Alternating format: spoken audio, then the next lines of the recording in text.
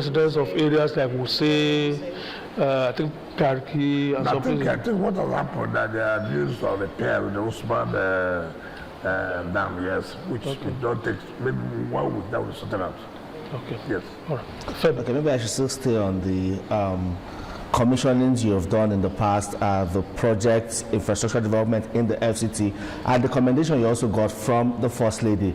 You know, clearly you didn't expect this kind of public embrace, especially for the city gate remodeling, and it's good to know that you're planning another one in Jabi. But my question will be on a life camp. Sorry. So my question will be a bit light now. You know, should residents of Abuja expect to see you, you know, on an evening stroll or coming to some of these parks to relax? Don't worry, I do, but I won't tell you where. You see, let me tell you the danger of announcing where you're going. The day I went to one of the restaurants to eat, I didn't go with security. But so I told my driver, just drive us, let me go and eat. I just entered the restaurant. Before I know it, over 50 people. I didn't know what to do again. This person will call, will shake you, will call, will shake you. Don't take that to be, people like you. So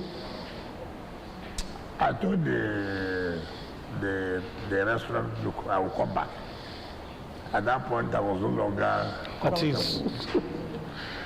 Immediately I came out, I saw some miscreants waiting for me to give them my entitlement.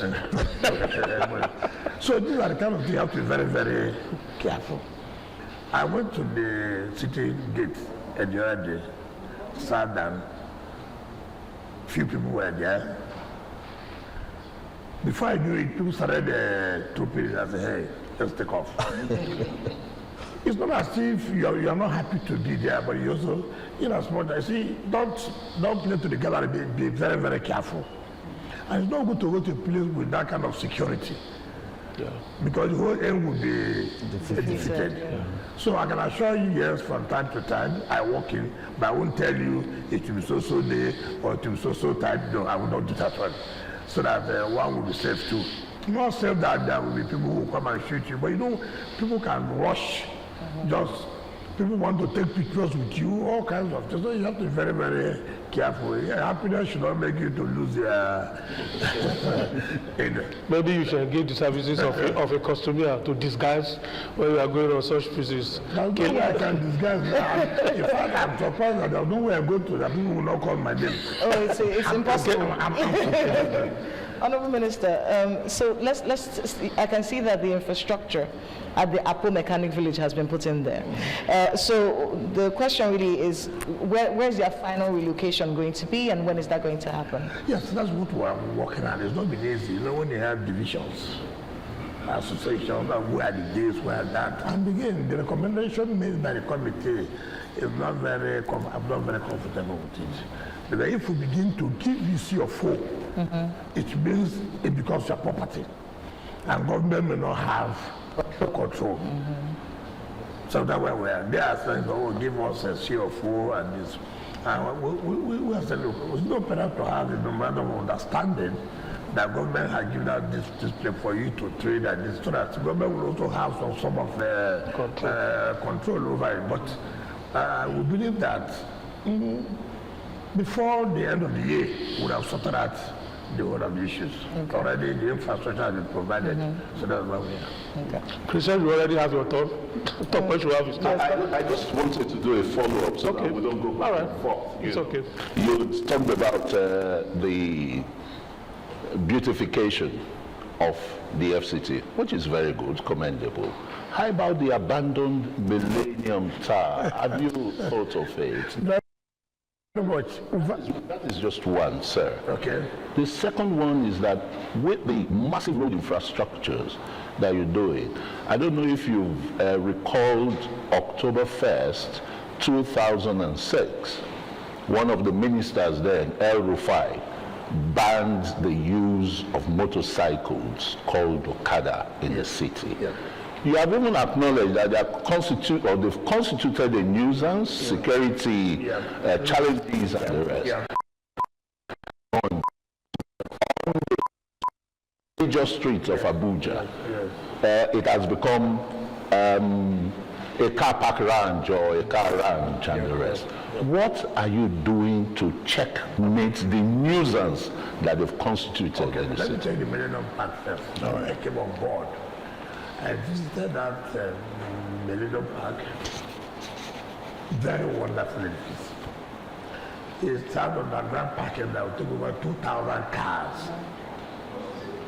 The restaurant will be at the last floor, up to about 300 floors. Beautiful. That project was awarded under the Obasanjo's administration to a company called Salini, Italian company. Salini, yeah. I tried to sit down with them because it's a national budget. It cannot be FCT statutory budget. The cost is about 400-something billion. And I even if I have such money, I can't put the whole of that money in one budget. So it must be a project that the federal government has to come out and say, look, we have to take this project as a national Monument. If not, there's nothing FCT can do. And moreover, if you don't complete it, no matter the forest, you know how the years go by, variations will come in because of the inflation. Yeah. So at the end of the day, if they spend more than 400 something billion, where will the FCT get that kind of money? And so if previous government like under Obasanjo, this is the kind of problems where we're having. Government will don't plan. We'll just come up, it's good to have a millennium, fine. But what is their plan? You can imagine, I think around either 2004, 2005, 23 years, one project, national project, cannot be completed. It's the same thing here in terms of roads. We have project roads were awarded 2010. 16 good years. We are talking about this Apoka Shina that we are trying to commission. 2010. So it is a problem for us in government. You see, awarding contract is easy, but cash backing it is another thing. And that's why we are so. And that's why I said, no matter how attractive it may look, I'm not tempted to award contract for the sake of awarding a contract. I will award a contract that I know it can be cash backed. So it doesn't matter how many contracts I have awarded. What people look at is how many have you finished? Because at the end of the day, when you award all these contracts, it becomes a problem. It becomes a problem. People begin to look at how they've scattered the whole place, destroyed the entire place, award contract that will not be completed. It becomes an eyesore. And then variations will of course come. So project is supposed to cost like 10 billion. At the end of the day, you end up spending 100 something billion, which does not make sense. So these are the issues we're having. You talk about the KKNAPEP and this. As if you know, just this morning, I signed the approval. We had a Security Council meeting, and where we have agreed, not just causing a nuisance, become a threat. From our security reports, bandits they don't act without using motorcycles. Oh yeah. So it's a problem. And so I've told the security to map out areas where we do not need the KKNAPEP and the motorcycle. But it will be difficult for you to ban them in the entire Abuja. Particularly, it is necessary within the city not to allow KKNAPEP and the Okada. So that they are working that out. I just made an approval this morning to release some logistics. Even the destitute beggars all over the places. And each time we take them out, they come in again. Each time you take them out, they come in again. And people say, oh, why not provide where they will be staying in future? How would we continue to be doing that? It means you are encouraging people to leave from Kogi. You are encouraging them to leave from Nasarawa. You are encouraging them to leave from Niger. You are encouraging them to leave from Kaduna. How can you fund that? It is not possible. So we try to take them back to where they are coming from. In the next 1 month, you see them coming back. I know Abuja is the center, bounded by 4 states. So it's a big problem, but we'll do the best we can. All right. Okay. Talk quickly. Thank you, Honourable Minister. In the last media chat of July, you spoke about the original designers of the Abuja Master Plan coming around in July, that you were going to hold talks with them. Did those talks, did they hold? And if yes, what are the changes that Abuja residents could expect in the near future? I was to lead that delegation. Fortunately, I didn't go, but it was led by the executive and secretary of FCT. They just came back. They just came back from Tokyo, and they have not made their report. But be assured, yes, the discussion has been held between us and Tokyo. They just came. Today's what? Today's Tuesday. Came back on Friday last week. So I believe that before the end of the week, they would have submitted their report. All right, Honorable Minister, we would like to spice things up a little bit by taking some topical issues. When we say topical issues, they are largely political. We'll come back to FCT issues because even right now, viewers are interacting with us, particularly residents of Abuja who have questions for you on certain things. So we'll come back to that. But let's spice things up a little bit with politics. Felicity, we would like to start. I know you probably have seen this interview, courtesy of Arise, the interview with Cardinal Onaikan. Okay. His comments and the reaction from the presidential team. They talked about the economy and how things are not as the president feels it is, and then there's been a response. I'd like your thoughts on that. I'm sure a lot of Nigerians want to know that. And I also would like you to talk on the statement that he referenced, that the president said in politics all is fair, made by the president, and like I said, it shouldn't always be like that. So your reaction? What do you mean? You said that all is fair? I don't understand. What do you mean by all is fair? What the president said, all is fair in politics, all is fair. We are not going to pamper anybody. For him to say all is fair, there must be a statement made. Oh yeah, before. Yes, he was talking about, he was saying that this government seems to want to win the elections. Oh, okay. I understand. Yes, that's the context. Okay. No. You see, I have always said this, particularly to religious leaders and our elder statesmen. I'm not against comments about government. Because if comments are not made about government, government may not be able to know areas where they should concentrate or focus. Therefore, government is available to receive comments. But when comments made by particular section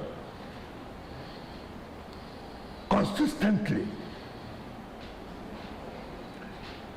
government becomes, or not even government, even individuals become very careful. If you're a religious leader and it is perceived or seen, you are taking a side which is very clear. It becomes difficult for people to begin to see those comments as being helpful or real. I am aware of the position of Cardinal Onaikan. All of us know it's not hidden. His position, how? Who he supports, everybody knows that. I don't know who he supports. No, that's why I say, you don't every time say things are bad. Nobody has heard you say one day, government has done this well. I cannot see, the point I'm trying to make is that as a leader, commend government when government have done well on some areas. Criticize government. Now look, yes, you have done this well, this well, this well, this well. But we think that you should look into these other areas. But if their comments are every time nothing positive, the government will worry about you. Government will begin to think that you are merely criticizing because you are opposed to the government. No, but these are. You see that statement that he made? Who are not partisan. Don't tell me. No, please don't tell me that. Not partisan. Don't tell me that. You know what happened in 2023 election? People took side. Religious leaders took side. It was very open. Honorable Minister. I'd be stupid to sit here for anybody to tell me this person is impartial.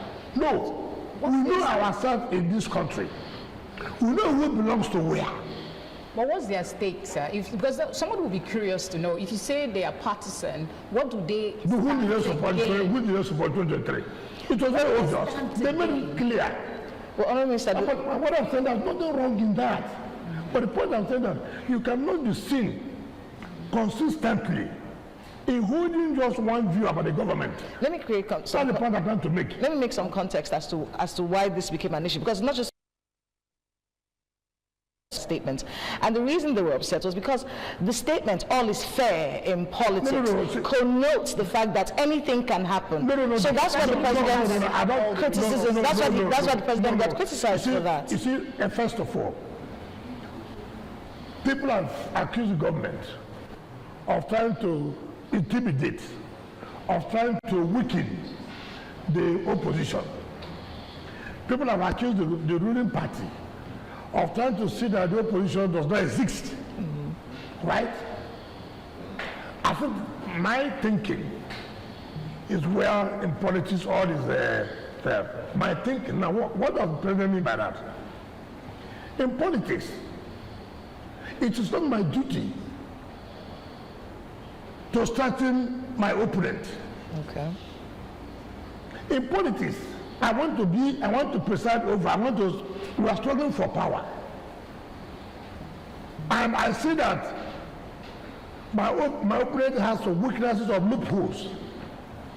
It's not for me to go and help them to be strong. If I have anything to make them weaker, yes. Now take for example, you see what happened to PDP. PDP ought to be the most formidable opposition party, right? Now, because of selfish interests and people who don't understand that you need to share their personal interests and work for the party to be stronger, to be able to challenge the ruling party. Now, the party had crisis. And that crisis has weakened the party. I'm going to call today, tomorrow, and the rest. Now, some people have gone to ADC. And in going to ADC, they refuse to put, a conclusion that, look, what are the things that we think that will make our party to have crisis? So we'll be able to stop it now. But when the ruling party finds out that you have that kind of loopholes,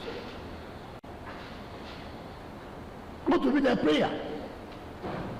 Their prayer will be, may you not resolve the crisis. May you not resolve the crisis. Take, for example, in 2017, PDP had a problem. We saw that the ruling party APC then had wanted to destroy PDP by imposing a party chairman on us. We saw it clearly. People like us came out to say, no, we will not accept this. Now, why am I telling you this? We went to the Federal High Court and we won. The then DGSSS locked the office. We said, look, we have won. Allow us to use it. He said, no, that there's an appeal. This is a security agency. That is an appeal. We said, what does that concern you? Does an appeal mean that we will enter off? He said, no, that is an appeal. Now, the other people won in appeal. When I appealed to Supreme Court, he went and opened the office. When I said, but we were an appeal, he said, oh, it doesn't matter. Now, we know the interest of the ruling party in government, that their interest is to weaken us. In their interest to give us the national chairman that will make the party not to go front. But No, what I'm trying to say is for you to, when you understand this, you now put yourself together. When we now fought the matter till we won the Supreme Court. Now, nobody left the party. That's the point I'm trying to make. The party was strong. And that was why people, like Atiku Abubakar and them, had to come to the party, knowing that the party is now strong, to be able to challenge the ruling party. That was why he was able to contest in 2019 and contest under the party 2023. That he even made some kind of headway. Now, if we did not do that to make the party to be strong then, it would have been difficult for us to challenge the ruling party. Remember in 2023, it was difficult to believe that the president would have won. You know that. Why? There was a strong, formidable opposition party. So there was. But now, everything appears to have fallen apart. Yeah. And the Catholic bishops were specific in some areas. Yes. For instance, they accused INEC of being biased. Okay, and then the president said, no, INEC is not biased. Okay. Don't you think the president put himself on the spot by defending INEC? No. We do.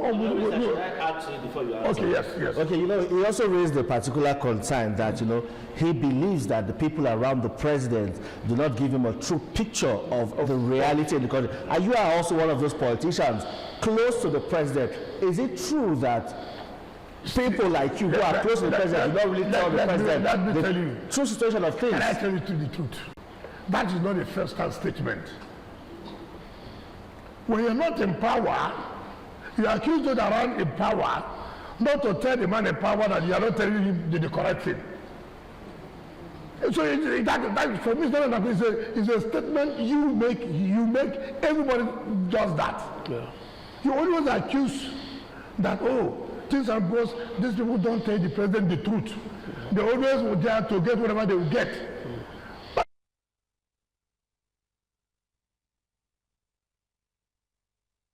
Now, when you say, how did he defend INEC? You came here, okay, what is the fact? What is the fact to say INEC had the Catholic come to the conclusion that INEC is biased? What are your facts? What happened for you to prove? Now, if you have taken that kind of position, it's delicate. It's delicate because no one. That association is a strong association. You must be very, very careful. Now, when you come to the public and make that kind of accusation that the electoral umpire is biased, you must have your facts. This is why we say they are biased. Look at this. Look at this. But if you don't go to the general, INEC is biased. I'm sending a signal to the public. Because people say, for the whole Catholic bishops to say INEC is biased, then something is wrong. And we must be very careful about it. Because probably through one contact or the other, may have told him, look, everything has been sealed. Money has been given. So that was why they went and sold uniform. Babariga, white, this. I've never seen such a thing. So when he was not convicted, it dawned on him. They just never collected any bribe. That is the kind of, why I'm trying to say this? This is how we do our things every time judges corruption. If that judge and that judgment has gone his way, he would have gone with the impression that the money he gave to somebody to give to the judge, that the judge collected the money. Now, it is unfair for him to make that the chief judge of Federal High Court came to see me and was demanding. It is very, very unfair. If Bodega could produce the video of that visit, where the chief judge was requesting for accommodation, was requesting for vehicles. It's very unfortunate. That's why I say that's certain position you occupy. You don't need to make certain statements that you cannot defend. And because at that level, what would you say again that people would take? This is the same man who said if the president wants to go on exile. Up to today, he has not gone on exile. You see, look at the state, look at their level. If you win, I will go on exile. People should take you by your words. Up till now, he has not gone on exile. Now, he said, if it is our duty, let me tell you, all public buildings in FCT are built by the FCT. All public buildings. FCT is not a state. All public buildings are built by FCT. Now, if the president, in his wisdom, said to FCT, look, I've had a short accommodation. We have to intervene. Not the one coming from the NJC. Do you understand? Not the one coming from the NJC. We have to intervene by providing accommodations and the rest of it. What has that got to do with us? What has that got to do? In any case, as a governor of a state, I built houses and gave them CFO to take those houses as their own houses. Right?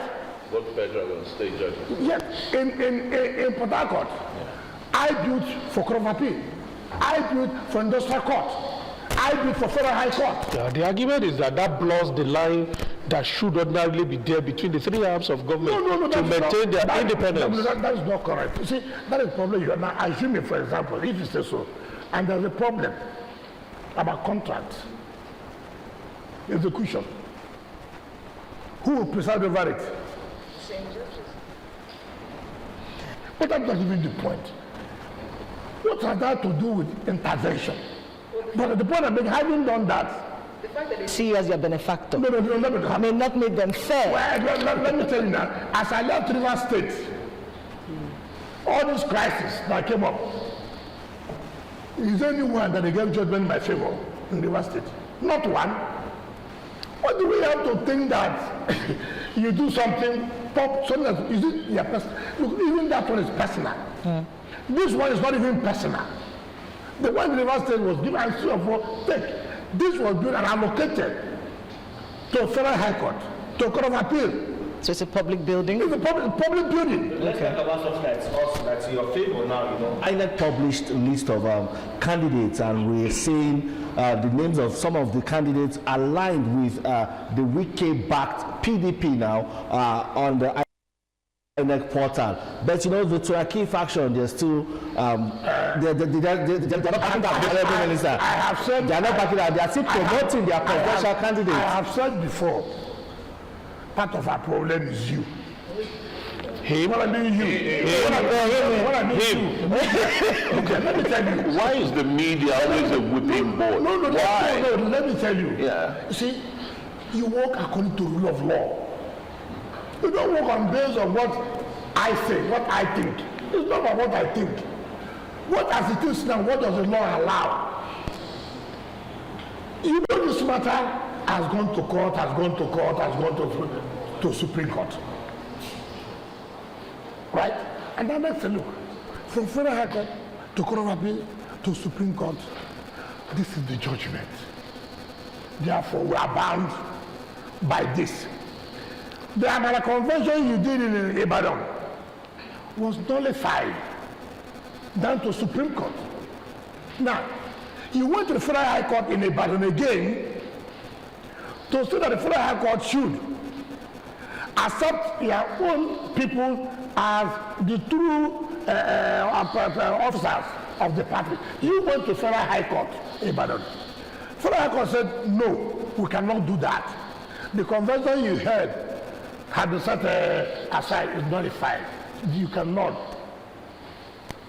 I hold that these people who are the, what do you call it, the caretaker committee, should be presented before the convention is held. Convention was held in Abuja here. Officers were elected.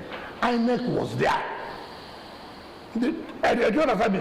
You again went to a court of appeal. Appeal against that same judgment, you went to Federal High Court. You lost again. Now, you came back to say, oh, the court said there was no officers of the party. Therefore, we as conscience of the party, we have set up caretaker committee. Who is the caretaker committee is set up? The same people who went to court that they should be the officers of the party. He said it's correct. And they said, well, not party to that. This is what to know the court has said. You went to court recently. I'm not very happy. You went. So look, compel INEC now to take our people. The court said, look, that's an end to litigation. Enough is enough. You cannot be putting us every day. Look at this Supreme Court has done this. What do you want? Therefore, you pay fine. You pay fine. You pay fine. Your lawyer who fight this matter, they also have to pay fine. To be as a deterrent. You cannot be coming to court every time because there's court. So there must be end to it. Now, I have said it for long ago that I will be vindicated. It's a matter of being patient. And today it has been now. What am I saying today? My use of the word faction. Yes, no. Every time I watch news, in fact, sometimes I don't watch the news again. But they are still members of the PDP. No, first of all, they are not. First of all, we said they are the next step, but that's not the issue. The issue is, why every time Wike backed? With Wike-backed faction. Why every time, when you hear the Supreme Court had made a pronouncement, the court had made every time Wike backed. You are the one causing the confusion. Well, as it is today. Is that factual? You are with these people. What? No. You are a member of the PDP. No. You are the national leader of the party. The point I'm saying, when you say backed, it means that you are not recognizing anyone. That's what you're saying. Who is the leader of the PDP? No, I'm the national leader. That is it. But when you don't say backed, what did you say? No. When you say backed, you are saying that there's another one that's backed by the other person. That is not backed by you. So it is not about, we have only one PDP. And that PDP is led by Abdurrahman. Honorable Minister, well, we I want to tell you something about The publication of no, what's the name? Where is this man from Lagos? Bodejo. Oh, God. You know, I thought we had gone past this. I have said people should be careful. When you talk about corruption, ask him. The house is living in my time. It's not even state government money. Really? Oh, yes. You can prove that? Oh, let him come.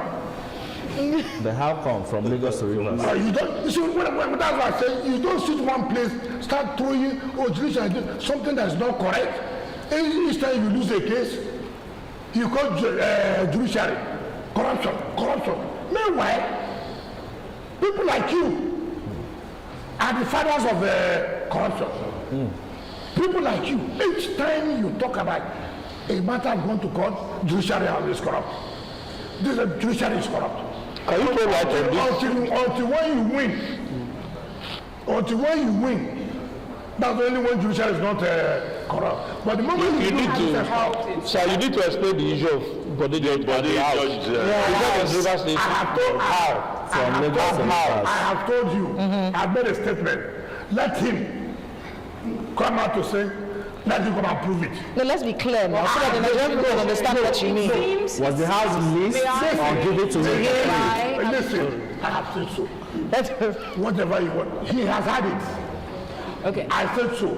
You know, when you say corruption, No, but the judiciary itself, somebody who knows the law yourself, the judiciary, have they held the candle in terms of standing up for themselves? Because they keep giving judgments that sometimes seems conflicting. Oh, but see, that is a game. We are all human. First of all, you see, we talk as if when a doctor is treating people, doctors make a mistake. Now, the fact that there are conflicting judgment does not mean they collected money. Remember, I can tell you, okay, let me tell you what happened. I read one judgment, and we did not want to read entirely about the INEC guideline, that was set aside by the Federal High Court. And then the Court of Appeal said no, INEC was right. Now there are so many litigations about that guideline. Now, the Senate party also went to court, and the matter was the Court of Appeal. So if you don't read well, you say there's conflict of judgment. So that judgment of Senate Bank, if you don't I think it says no, INEC was wrong. Rather, what that judgment said was part of it said, look, INEC was right, but if this area of where you provide all the particulars, that it conflicts with the person's right. Do you understand me? Now, that does not mean it's a conflict of judgment. I know. So sometimes we don't even read all we have seen on the headline, and then we don't go back to see that, read the judgment, or give it to our lawyers, analyze it, and come up. The judge was talking about Supreme Court has said internal affairs of the party, internal affairs of the party. But he did not read what Supreme Court said in Sule Lamido's case, and the one of the two chairmen, one is from Imo and the other one from Abia, Austin. What Supreme Court said, that look, if you don't go according to the laws, we're not interested in who becomes your leader. Featuring the Honorable Minister of the Federal Capital Territory, His Excellency Nyesom Wike. Just 1 hour gone by, and we are crossing home now. Tope, it's your turn to ask the next question. Honorable Minister, with your predecessor your predecessor and your good friend Rotimi Amechi as the vice presidential candidate of ADC in your state. Vice what? Presidential candidate of the running ADC. mates. Okay. The running of the ADC in your state. Okay. Yes, sir. And he's also a formidable, political gladiator from your state. This is what? A formidable political opponent. Former governor from Africa. Where did you get the assessment from? Okay. How does that make you feel? How is that going to? Do you think that might affect the Rainbow Coalition? That's one leg. The other is you are the national leader of the PDP. Yes. You are supporting Mr. President. Yes. How do you intend sharing that support? Okay. Between President Tinubu and Sandy Ono. Okay. And then It's okay. Would it be fair to say? no, just saying that Two questions. is still part of the second question. Yeah. Wouldn't people see that as a kind of political polygamy? Okay, I've never heard of that political program. Now, let me start from the first one about the Amechi being the running mate to Atiku. Sometimes, you see, let me tell you, and I've come to know that indeed it will be difficult for Atiku to be president. In all the calculations or the calculation he makes, if you are choosing a vice presidential candidate, a running mate, I'm sure the only factor that has made him to choose a mate, I'm sure, may be financial. Maybe financial. If it's in terms of bringing vote to support him, it's dead on arrival. A governor, former minister. Hold on. He has a... Hold on. I was Minister of State. He was governor. He couldn't put a governor. Yes. I defeated him very well. He has never won elections since after 2011, when I was the DG of the campaign. Never. He was the DG of Buhari in 2015. Buhari, he was governor. Buhari did not get 25%. He was the DG in 2019, when he was Minister of Super A. Buhari did not get 25%. He supported our team in 2023. I think we did not get 15%. Now, let me tell you, where is the asset?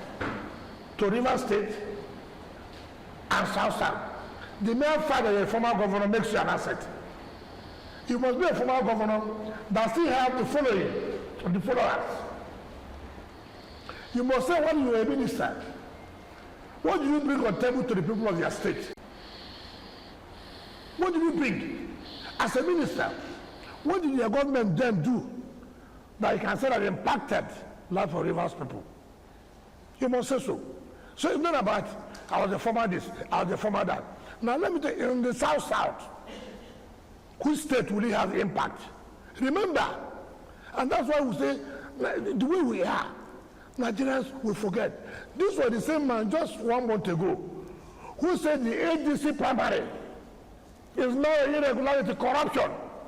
How can we talk about removing a government that was saying that rig election and then we are rigging an election? The same man that is benefiting from the corruption, from the irregularities of the same system.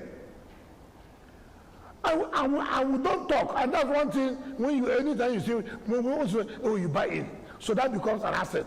A man who said this, that this thing is corrupt, that there's irregularities, it didn't go well. The same time now, you have accepted to be part of that irregularity. 2, when Jonathan was president, from the South Side, wanted to run for second term, Amechi came out on national television and said he kicked him out not to be second. Now, a South Side person wanting to go for second term, you were proud, you kicked him out. Now, South Side will be happy he used to be vice president. I mean, you see, you think that people have forgotten. You came out to say it, I'm not the one who. Proudly, we kicked him out of the place. Kicked their own brother out, not to do second term. They want them to kick you in to be vice president. What was his role in the controversial removal of the former CJN? Onege. You were proud that we had to remove Onege from the South South. What was his offense? This is the time the people of the South South will ask you a question. Are you back? Mr. VP. Mr. VP, you are back. Now, look at Tinubu. If for nothing in Rivers, that we can today no longer by sea, by road to go to Bonny. It's not about you come, you touch hand, yeah, you come, you touch hand. He came and said, look, this road has become so political road. The people of Rivers, if there's one thing I would do, you will not go by sea again to Bonny. Today, everybody now drives to Bonny. Go and see. He has not only ended, he has now extended it again. Never in the history of Rivers State, since 1999, of those who claim to be very close to president, have we had the kind of appointment we have had in Rivers State? Never. Some people were close to Obasanjo. Some people were close to Jonathan. Some people are close to Buhari. Let them come and tell Rivers people, what did we get? So, Rainbow is too. I'm coming there. Yes. Let me just, sorry. With the Rainbow, excuse me, please. With the Rainbow Coalition, what kind of advantage are you going to? I'm concerned that so I don't lose. I don't know whether you are supporting them. So let me finish. now, the point I'm making is this is the time of Operation Share Report card. Rivers people. See, when I was Minister of Transport, I was close to late Buhari. I was able to use my influence, my friendship with him, to do this for Rivers people. You must tell us. Me, I can say Rivers people, my support for Tinubu, for the first time, we never thought we would be Minister of FCT. We are. Is it that personal? No, it's not. I'm from Rivers. Okay. It's an achievement. Yes, whether you don't like it or not. Two. Having supported Tinubu, look at the number of appointments. How many DGs and EDs? Let me tell you. We have DG of NOSDA. We have DG of one environmental something. We have DG of community abandoned. We have chairman of the South Side Development Commission. We have the executive director of project. We have ED Finance Administrator of NDDC. Name them. Chairman of government can name them. Name them. And then you now come. You want to be VP. What will VP give to us now? You see, you must have to. When you are governor, what happened to the Caribbean White Hospital? What happened to the Modore? So many fundamental questions you ask. So don't tell me because it's Rivers.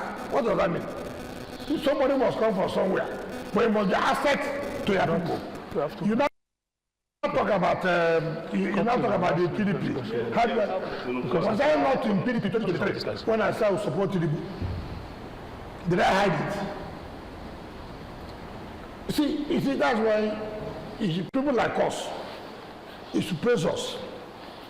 We don't play to the corner. We don't say this is black in the night.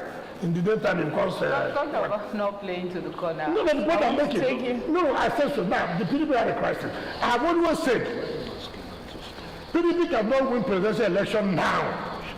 All we are doing is to win some national seats, to organize the party against 2031. We must be very, very clear to people. So I don't like people who think that you just election, you must win. No. So how fair is it that you're clearly saying that if you are a candidate of the PDP, you should be content with not winning this time around? No, that's not what I'm saying. See, it's not, because that's the interpretation that comes. It's not interpretation. You should tell yourself simple truth. Don't be one of those who will not prepare for exam. You enter exam hall. You say, God, I'm your daughter. God, I'm your son. When you do not read, then you expect as you enter exam. That's when you say, Almighty God, you are the one who brought me here. So I remove shame from me. And then the answers will start coming. You don't do that. You must have to prepare yourself. Being a president is not to come out today, I want to run to be a president. No. Do you know what you talk about Nigeria, 774 local governments? Do you know what I'm talking about? UDP has been in existence. Why not? That's what I have said before. I said so. I said, look, you were able to you didn't put yourself together. We have crisis. And you cannot wake up within 6 months to be president of the country. All right, let me quickly ask you this question before we get sidetracked again. Yes. We can't have this conversation without talking about what's happening in Rivers State. And your chats the other day on Saturday, and your comments about Fubara and him being his own architect of his own problems, you know, and even though your message, it seemed, was to say bygones let's let bygones. The interpretation there seems very different. A lot of persons are saying this is just a confirmation that you are in charge of things happening in Rivers State. Would you like to clarify what you meant? You don't like the truth. Tell yourself. I didn't say I'm happy. All I said, if he did not, walk away from the group. But you called him the biggest loser. What did I say? He wouldn't have been in that position. First of all, let me tell you why. I was the one who laid foundation that look. I flagged off the ring road. And I said that day, if you complete this ring road, nobody will stop. That's the second time endorsement. How do you endorse somebody more than that? So you wanted him to do a second term? Naturally, you have to build a system. It's from our political structure. What I don't like people talk here, every time they say, Godfather, who talks about Godfather? There's nowhere in this world, whether in Republican, whether in the Democratic Party, you have groups. Trump had his own group to make sure they take over the Republican Party. Every group will have its own leader. That does not make you a godfather. His own leader. To say that, look, we are pursuing this to take over the mantle of leadership. And when that happens, and you succeed, and then you say, look, don't derail. I came as governor. I had crisis. When I came as governor, there was nothing. There was not even pillowcase in government house. But when I was living as governor, in fact, when I came, I had to borrow a vehicle from the former governor of Ondo, Mimiko, this parade vehicle. Nobody kept failing well. I didn't have one vehicle. But before I left as governor, I packed up from government house 1.5 years. I renovated government house. I bought vehicles both for the governor, both for the deputy governor, both for the wife of the governor. I did that. Nobody prepared me. But somebody had laid foundation. Look, see where I stopped. If you continue this way, our dream is to be able to compete with Lagos. What is wrong with that? Now, I'm coming. And somebody comes, and that's why you have to be careful. Those who didn't want you to be governor now became your friends. Obviously, they will destroy you. Thinking that coming closer to you is to fight us.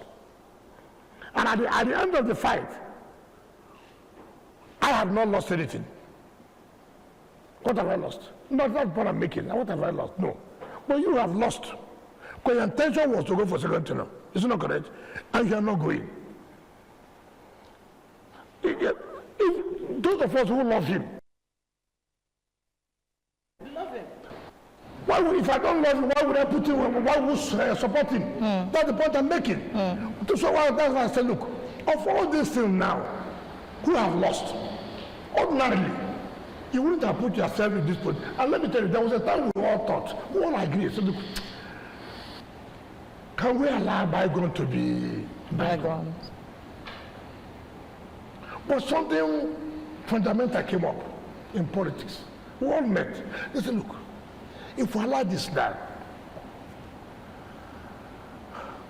there are those who are here who want to see that we are no longer politically relevant. What do we do? Two, there are external forces who want to hijack Rivers State. Should we allow them to hijack Rivers State? There are those who see Rivers State as a cash cow. I can tell you so many things happened. There are people, even some senior advocates of Nigeria, who you will never believe in this world, can play that kind of role, who are virtually living with us in government. Virtually living with us in government. When this thing happened, they were so bitter. This so young man would never believe this boy is a betrayer. Do you know what happened? Overnight, somersaulted. Started giving the governor wrong advice. Don't worry, the law says this. The law didn't say this. They were sending them aircraft. Then they realized in the jet. Put their level So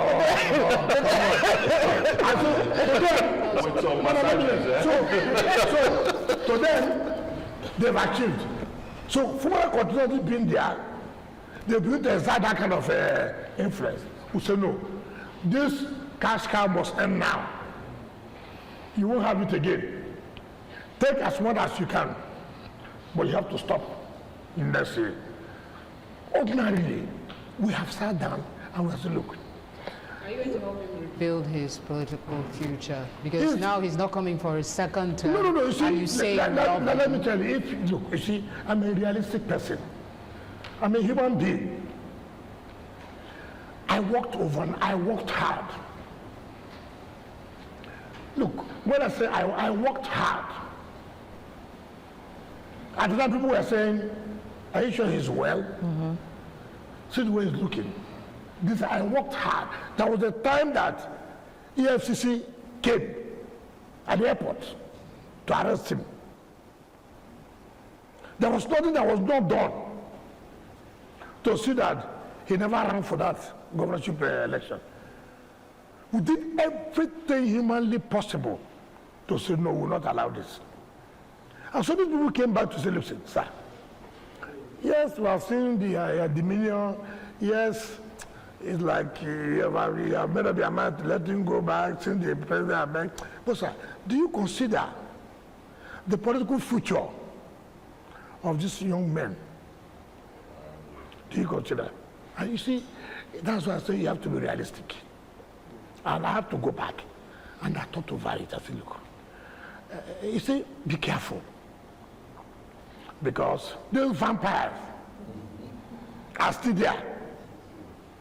The moment you make this mistake again and allow it, all those of you that have this structure is gone. The vampires will not eat you well. And with this is grave. As you are now, are you going to dig a grave? You can't dig a grave. But don't you think he's remorseful now? Because the last statement he made, the people around him set him up against you. I tell you what we have done. He made that statement, even though he didn't speak to me, but no problem. We have started a committee led by Senator Magnus Sabi to go and see the governor. It's okay. How do we integrate everything? But not only him. Okay. There are those two who... Dissenting voices, yes. So if we don't mean it, we won't do that. Okay. Look at the powerful committee. So you are going to find space for him within the rainbow. This question is unnecessary. I said here, led by Senator Magnus Abe. Who are you talking about? The committee. Yes. To go, and I got a text from Senator Magnus this morning that they have met the governor. Okay. And governor has given them date within the week, so time to come. So for us, it's progress. it is progress that we are making for the interest of the state. Now you talk about the Rainbow Coalition. Let me tell you something. Before now, you were hearing rivers of blood. I'm sure you were happy. No. If you are not happy, you are supporting the Rainbow Coalition. Before now, you will be seeing now this election coming. PDP, APC will be fighting. Those are the two major political parties. Don't forget any other one now. Forget. Anybody can say anything you want to say, but when the time reaches... Who is the coalition picking as its candidates? You don't worry, you will see what we're saying. That. Now, people, let me tell you, people wanted to. There are some external forces, like some governors. You see, in politics, you must keep your ear to the ground. In politics, you must also be smart. What happened? If we had concentrated only in PDP, we would have been having a battle with the APC. And the APC is the ruling party at the national level. Also the ruling party at the state level. So what would you do? let's be part of it. Let's be part of it. Now, what we have is a situation where Labour Party, PDP, APC, AA, all together. We have governorship candidates of all this. We have state assemblies and national assembly of all this. And we tell ourselves the simple truth. Candidate B appears to have, that look appears to be brighter, more presentable. So we will choose candidate B in social party. This is when you now know politicians who are on the ground. It is not an easy thing to do. In National Assembly, APC can win all. PDP can win all. But everybody still has been together. If APC wins in this side, PDP wins in this side, we are all together. For the interest of our state. If the governorship candidate we are going to pick at the end of the day wins, he's not to be seen as APC, not to be seen as PDP. He's to be seen as a member of the coalition. But he didn't come from his party, though. He will still be a member of his party. Yes, it doesn't matter, but we are working for the interest of someone who have that kind of violence any longer. Everybody is now integrated. All we have all agreed for one thing is that we are going to support President Bola Ahmed Tinubu. That is taken. But we will take care, we will take it so that it becomes all inclusive. All inclusive. And it is working like wildfire. People now know that, look, you see, everything is about leadership. Everything is about leadership. So when I hear people, or when I watch people talk on, I watch, you say you are right. I was watching News Central. Yeah, it was with my colleague that you watched. I don't know. That's one person that didn't collabo coalition. You see, what you don't know in politics. I've been in this politics since 1999. I've never gone out. So nobody can teach me or tell me how to go, how to navigate it. What's important is the relevance of your people. It's not about what you in our eyes is talking. What I'm interested, the interest of my people. I just want to follow up with your thoughts, because you're sounding like this strategizing after the tenure of this current APC, if they win the election in 2027, when they are done, then the PDP will come back and arise again. Will the APC allow that to happen? That is not me. I'm not APC. What I'm trying to say, I'm not APC. If you don't That's why you don't work. I just have one answer. The point I'm making, politics. the point I'm making is that for me, the relevance for me today is my people. It's River State. If River State is relevant, I'm happy. Relevant, not relevant that you are calling the name River State.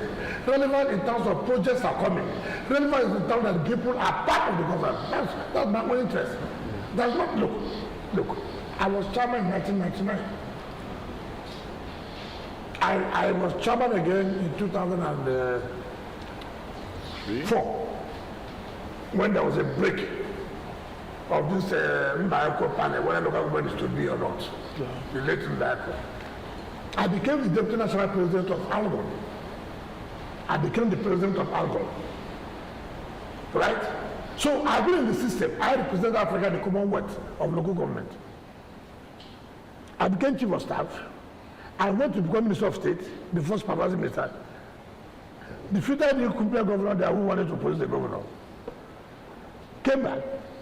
Fought the APC government in 2019. Do you know what's called a federal might? Some people talk about federal might, they just talk. They've not seen federal might. That's why I'm laughing at people. I saw federal might. No federal might with military. Look, it That time, Amaju used to come with battalions. I've never seen a president move like that with battalions. But the minister came with a battalion as if there would be war in River State. And to the glory of God, we survived it. We fought back. What is going to happen in this 2027 election? And I've seen it, and I've said it in Rivers. I met you come out to say election have been rigged. Let these people not vote. I am telling you, let nobody make mistake. If anybody is counting Rivers, go now and cancel it. The only person that can count Rivers is Aswaj Bola Ahmed Tinubu. I'm not talking because I'm talking as a political realist. I'm talking because my people know. You see, the point is what you should ask. Once you build confidence in people, once people trust you, people know that anything you tell them is likely to happen. And you don't go to government without carrying people along. Nobody can say to you as a minister of FCT, even as a minister of FCT, that Rivers people don't feel the impact. No, certainly not. It's just about 25 minutes Yes. to end the show. And we need you to reconnect back with the people of the FCT. And I'm sure some of you have been getting questions from contacts. Let me fire the first two because they are related. It will seem as if the problem in the River Park Estate is not over.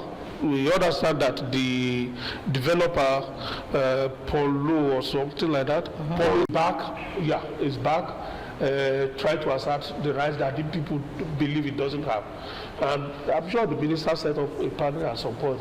What are you doing to bring lasting solution on this issue of River Park Estate? And then the other side of it, still in that area, is Sabon Lugbe or something like that, where some demolitions took place some time back. And the people said they got their allocation from the area council. So is there a problem between the area council allottees and the FCT? If so, how are the people whose properties were demolished? There are people who claim that as many as 200 houses were demolished in an estate. How are you going to resolve the matter? What do they need to do to regularize their ownership of okay, let me take for the last one. You know, I've always said this, Nigerians we don't like to say the truth. They do. No area council can allocate land to you. Supreme Court judgment said it. All land in FCT belongs to FCT. But what we have done was that, look, okay, if they have done that, come and regularize it. So we'll be able to issue you certificate of occupancy. Then advertise. You see, it takes us difficult. We don't like to follow rules. We don't like to follow rules. All we want is, okay, you can go ahead. We are forgiving you. Forgiving what? Go and regularize and pay the necessary fee. Then we issue CFO. The land does not belong to you. You can't go and build something you don't have. So that is the issue. So people should go and regularize. And it is there, the processes are there. We have been signing, if I have not signed on those area council land, I've signed over 5,000 or 6,000. I have, so people should go and do that. Okay. Then you talk about River Park. You know, if you ask us, what's the problem with River Park? First of all, government has made a mistake. Our government continues to make a mistake. People sit down and defraud the government that they serve.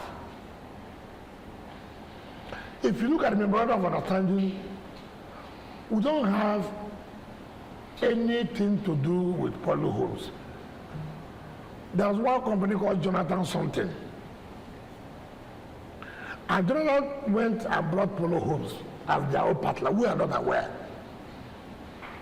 Even at that, they ought not to do it. They ought to seek our consent. So somehow they had problems. And that their problem, even the leases are expired.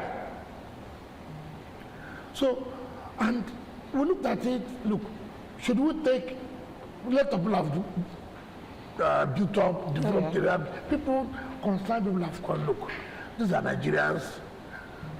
They may have, they are not involved, and you just, apply the laws and people will suffer and these are all those kind of things. And we gave it a human face.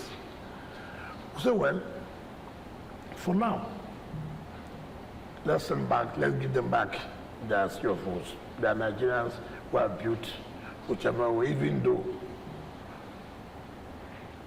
the CFOs ought not to say, they were giving Polo Homes the CFO.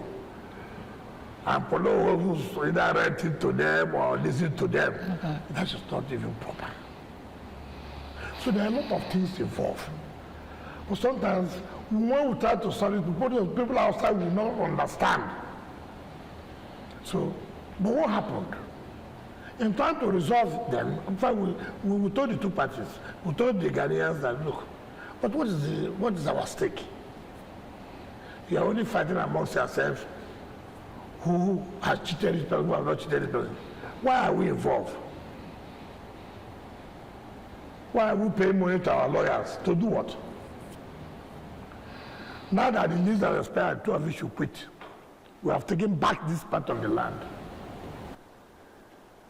Because there's no more agreement between us and Jonathan and Damsco.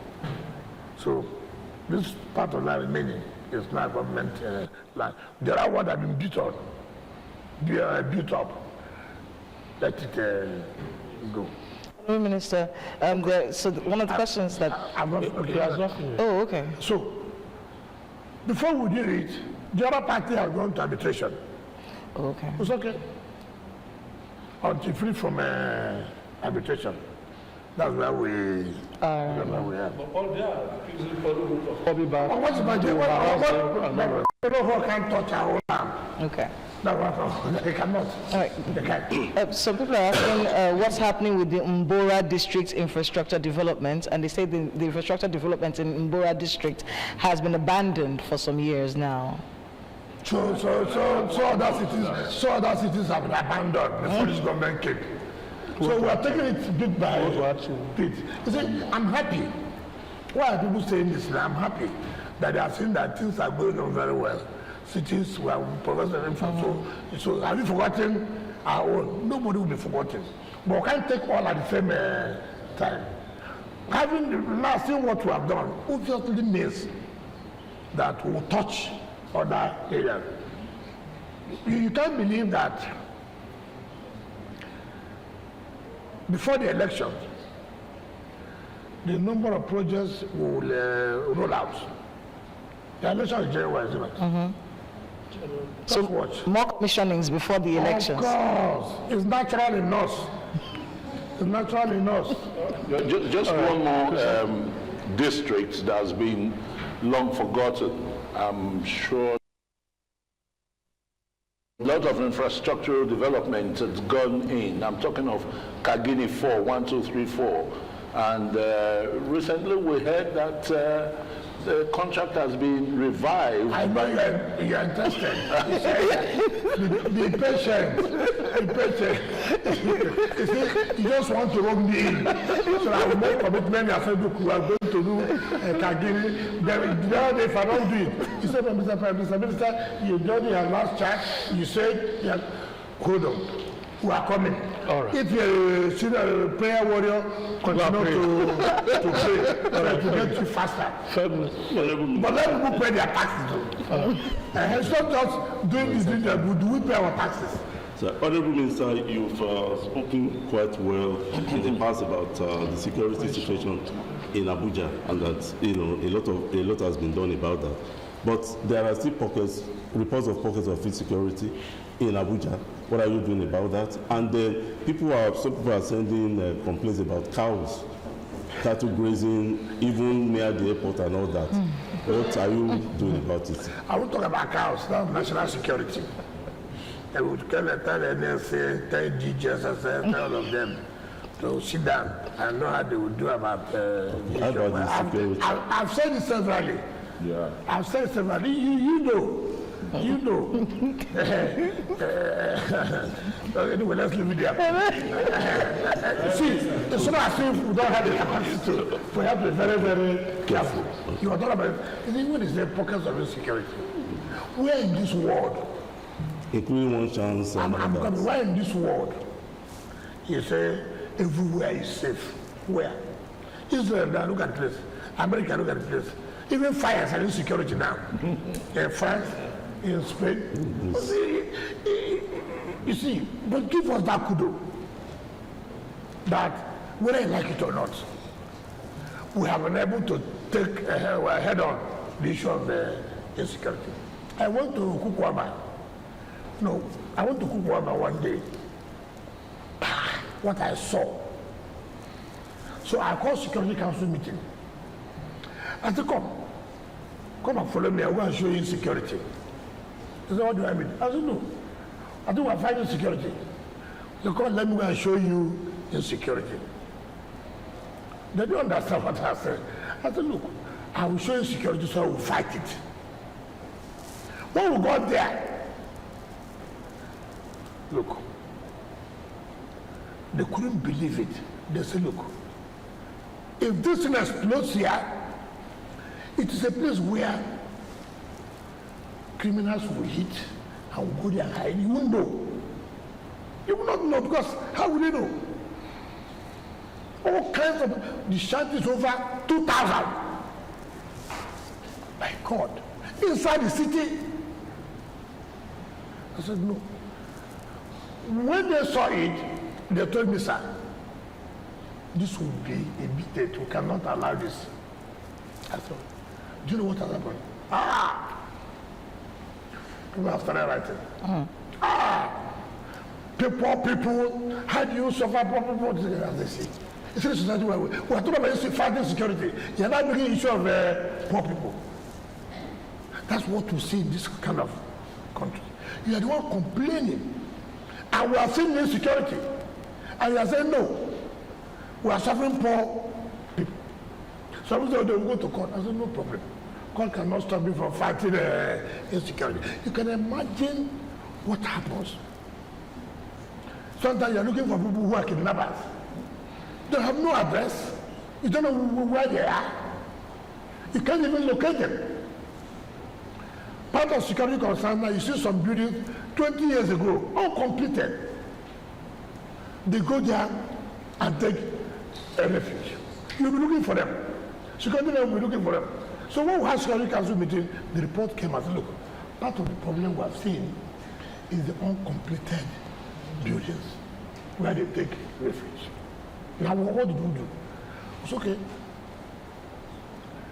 We will announce that go and clean up the area, else we'll bring it down. We can't allow it. It's not possible. There's no amount of grammar you will speak. We're talking about saving of life and property. And we cannot, because you say, oh, all your life saving, you put it for criminals to take over.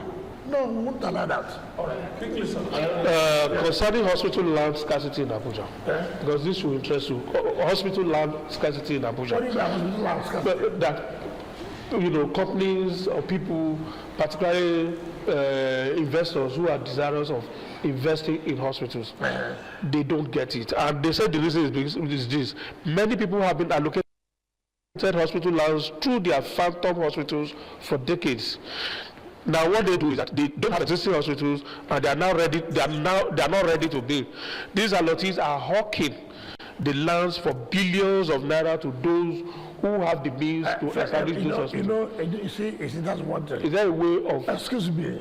Who says where hospital land will be? I think in the master plan there No, are some areas master plan is done by who? by the FCT. By government. Yes. So when people sit down and say, oh, this is hospital land, I should be told or conceded that it was so. Do you know what the government had decided not to use that place as hospital? And have provided, you see, they say you want to invest that they don't have land. Assuming that place even as the hospital land, does it mean that as an investor, you move down to the place and start building because you're an investor? Is that correct? Government has to allocate to you where you will put your investment. Government will say, here have been designated as this and this and that. Government will say, look, we are thinking of this place, but we have changed our position. We will be trying to do it in the other side. Investors, you want to invest, come to this area. The areas that have been earmarked before as, what do you call it, burial grounds. But government have moved it out. So now it's no longer necessary in this place. We'll do it in social area. People sit in their houses, decide what government should be able to decide. About land selling is, let me tell you the truth. What I see in my office, it is not people just come. How many people who ask for land in this Abuja that don't go and sell it? Land speculators. You see, if 2,000 now apply for land, 1,900 for selling. That is the truth. You see, but again, it's a system. I have correct question. You get a fight, and you ask yourself, must you fight in everything? But you just don't lose focus. There are things you should be focused so that they don't distract you. Well, there's a So how do you know what? Quickly, sir. Okay. Yes, you know, over 317 kilometers of roads have been completed or ongoing in satellite towns, out of which 221 have been completed. You know, but all of these roads have also come with some kind of menace. We're beginning to see car racing on the roads, constituting risk to other motorists, sometimes car drifting and, you know, even people driving against traffic. Second question on this same one is that the infrastructure development in Abuja, you're getting a lot of praise from landlords, but it's also coming at a cost. Rents are going up. Would there be some kind of legislation introduced by your administration to help regulate it? Legislation is done by the National Assembly. But you can push a bill in. But let me tell you. The first question, sir. Can I answer? Go ahead. See, my problem is that as you do one problem will come up. But let me just tell you. Let me tell you. I was hoping we'd pull our questions together. So But I forget. Car racing. One good thing today is at least there's road. Before there was no road for you to have car racing. So that tells you government is working. But should you allow it? Car racing is allowed where is no residents. You don't do car racing in residential areas. You know the security implication. It's very dangerous. And that is what we are working on now to stop. If you are doing car racing, highways and the rest, you can't stop it. It's part of the beauty. It's not only here that you have car racing. But the good thing again is that those who love it will have made provision.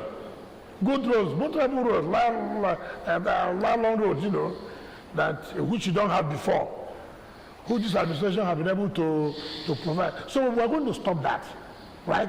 We are setting up a committee to make sure, to make sure that we don't allow that. Then you talk about the what's called rising rents. Assuming real estate is not coming, assuming development is not coming, what would have happened to house rent? How would it crash? It will skyrocket because there are no houses. But the more you have houses, it will come to a point that it will reduce. That is the truth of the matter. No, it does. Let me tell you why you think so. Why you think so? Because there has not been infrastructure to the satellite towns where people will go and live. When you don't provide infrastructure, the need that people want to concentrate in the city. For what we are doing now, by opening up all the areas, go and see development will be moving. And that will crash the rent in the city.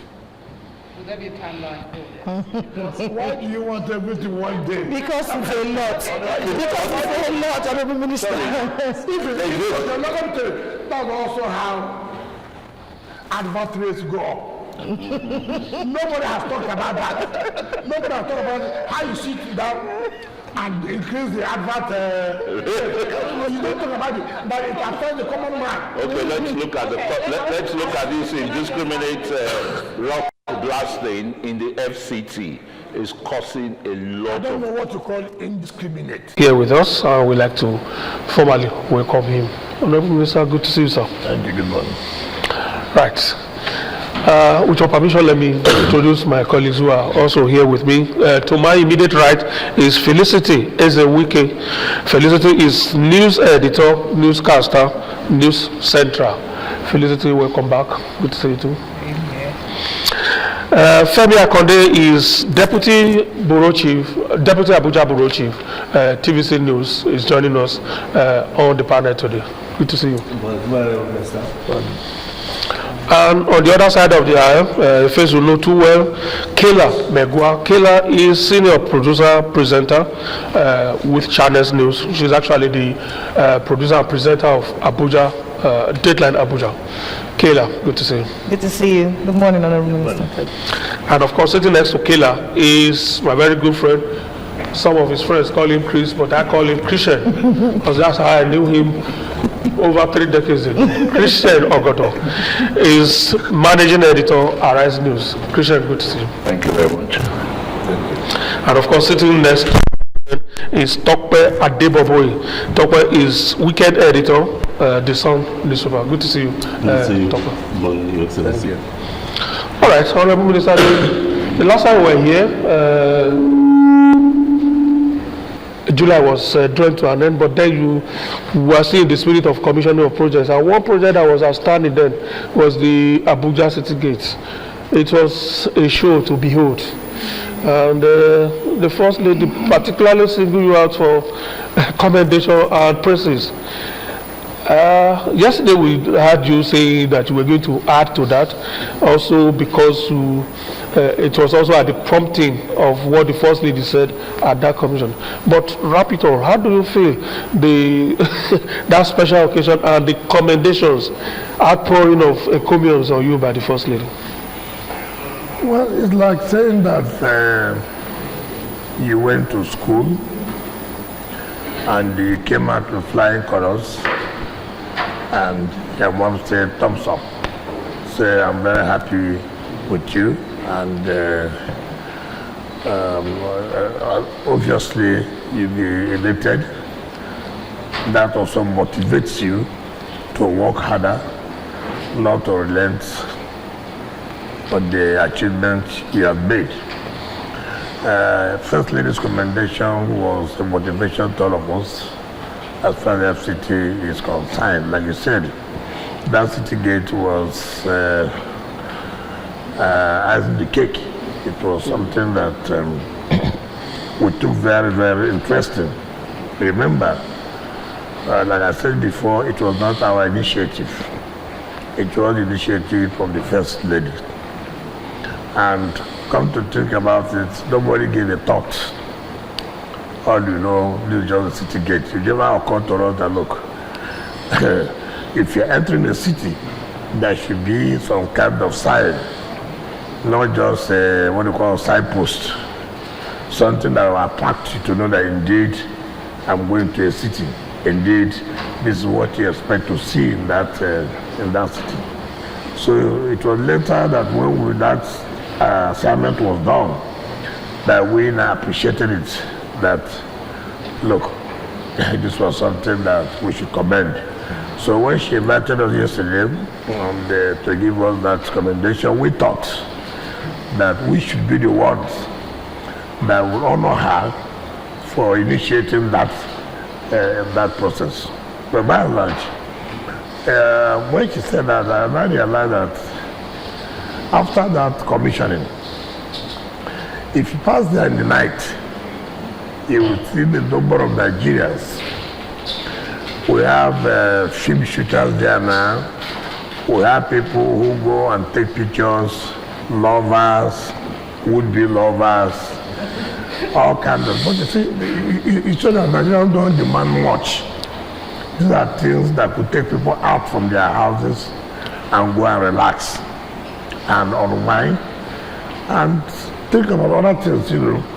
So yesterday when we left here, it occurred to me that as we were coming to my official residence, there's this roundabout there, which so beautiful. I found that it was supposed to be a recreation center that had been abandoned for years.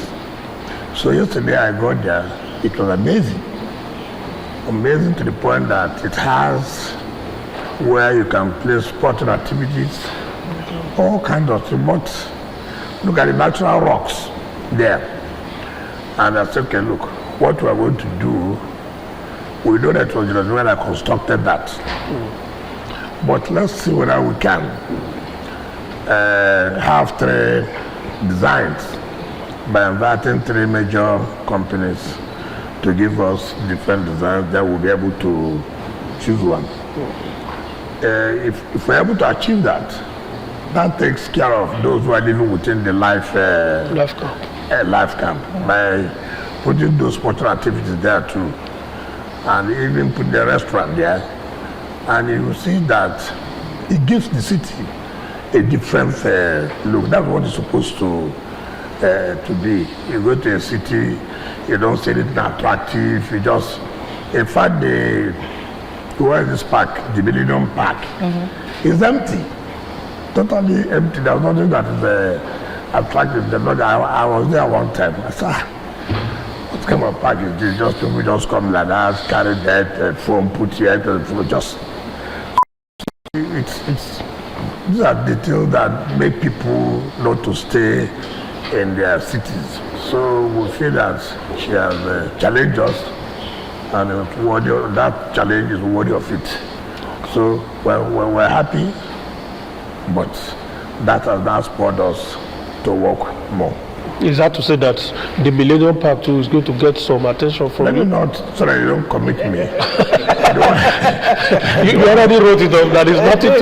There's nothing attractive there. But again, you asked me what time do I have? I don't abandon. Okay. I think I can finish the one of the last camp. Okay. Because the terror ends in May 2029. So I prefer to do something that I know I can finish and go, and not something that you just start and nobody will give attention to it. So, but that of the life camp, I'm quite sure we are going to finish it before the terror ends. I want to tell the residents of the Federal Capital Territory about the Jabi Lake, where thousands of residents used to go walk out and have their picnics and the rest. It's been sealed. What are the plans really?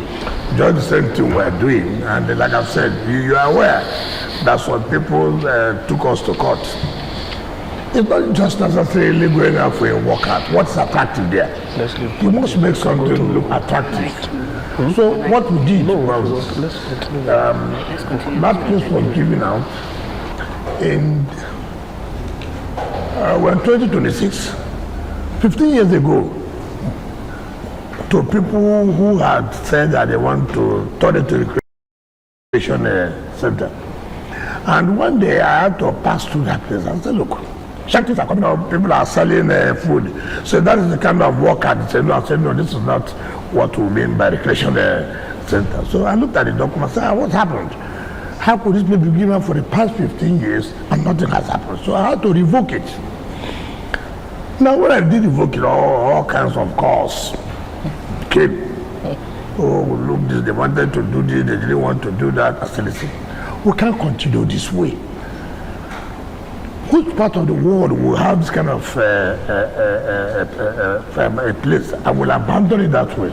This is an attack. This is where you can build up things and people would like to be coming to that place.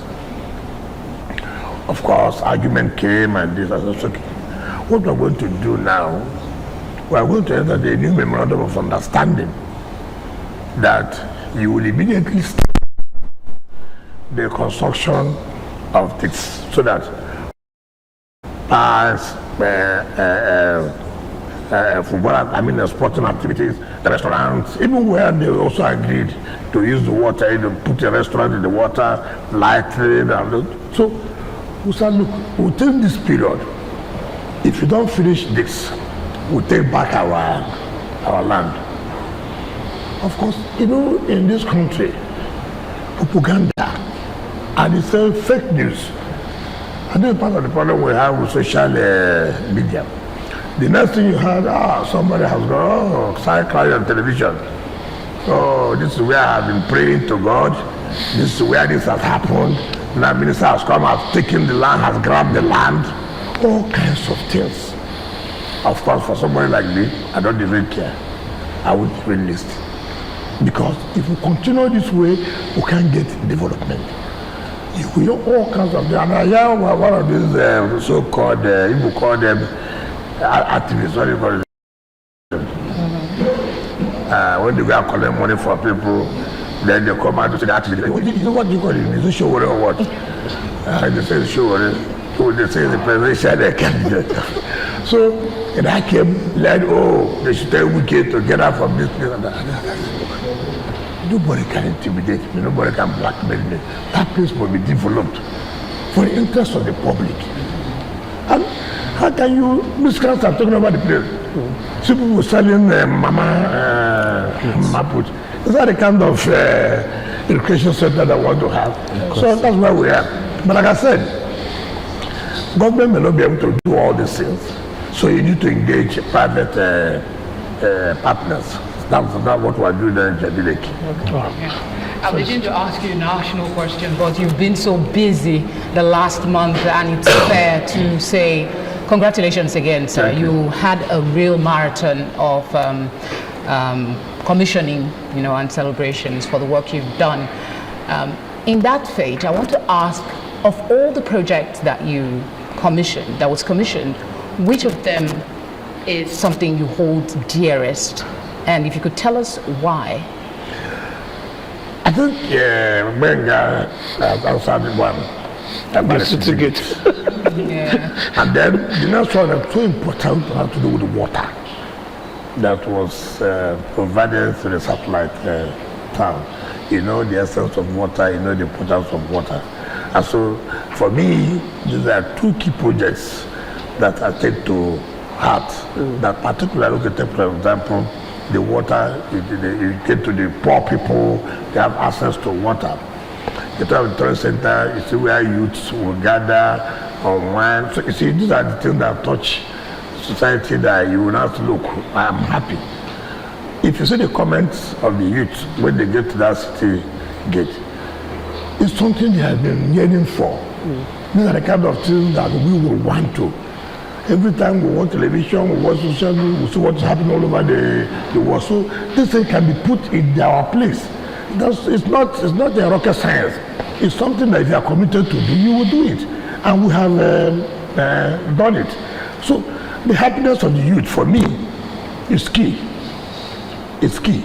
And that the poor people can access water in the rural areas is key. Road is important, yes, but these are the two key projects I think that I'm very happy. Okay. I'm very happy. Yes. Femi will ask the next question, but quickly on the issue of water. I don't know whether it's come to your attention that there is scarcity of water in Abuja. Residents of areas like Wuse, I think Karki, and something. I think what has happened that they are used for repair with the Usman dam, yes, which it don't take maybe 1 week that will sort it out. Okay. Yes. All right. Okay, maybe I should still stay on the commissionings you have done in the past, the projects, infrastructure development in the FCT, and the commendation you also got from the First Lady.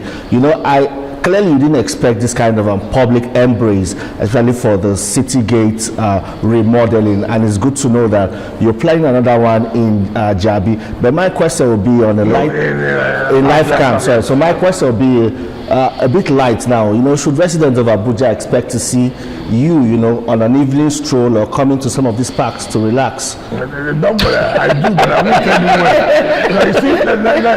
Let me tell you the danger of announcing where you're going. The day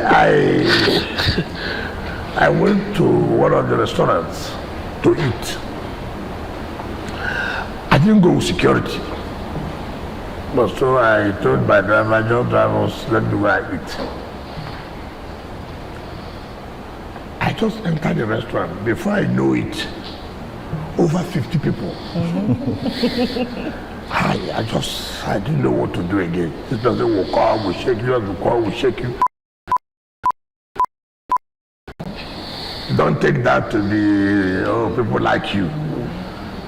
So I told the restaurant, look, I will come back. At that point, I was no longer at ease. Immediately I came out, waiting for me to give them entitlement. So these are the kind of things you have to be very, very careful. I went to the city gate at the other day, sat down, few people were there. Before I knew it, people started trooping. I said, hey, let's take off. It's not as if you are not happy to be there, but you also, smart. I see, don't play to the gallery, be very, very careful. And it's not good to go to a place with that kind of security. Yeah. Because the whole aim will be defeated. Yeah. So I can assure you, yes, from time to time, I walk in, but I won't tell you it will be so day or it will be so tight. No, I will not do that one. So that one will be safe too. Not safe that there will be people who will come and shoot you, but people can rush. Just people want to take pictures with you, all kinds of things. So you have to be very, very careful. Yeah, happiness should not make you to lose your. Maybe you should engage the services of a costumier to disguise when you are going on such pieces. There's no way I can disguise. In fact, I'm surprised that there's no way I go to that people will not call my name. Oh, it's impossible. Honourable Minister, so let's. I can see that the infrastructure at the Apo Mechanic Village has been put in there. So the question really is, where's your final relocation going to be, and when is that going to happen? Yes, that's what we're working on. It's not been easy. When you have divisions, associations, where are the days, where that, and again, the recommendation made by the committee is not very. I'm not very comfortable with it. But if we begin to give VC or 4, it means it becomes your property, and government may not have control. So that way they are saying, oh, give us a CO4 and this. And we are saying, look, it's not better to have a memorandum of understanding that government has given out this place for you to trade and this, so that the government will also have some of the control over it. But we believe that before the end of the year, we would have sorted out the whole of the issues. Already the infrastructure has been provided, so that's where we are. Christian, you already have your thought. What you have is I just wanted to do a follow-up so that we don't go back and forth. It's okay. You talked about the beautification of the FCT, which is very good, commendable. How about the abandoned Millennium Tower? Have you thought of it? That is just one, sir. Okay.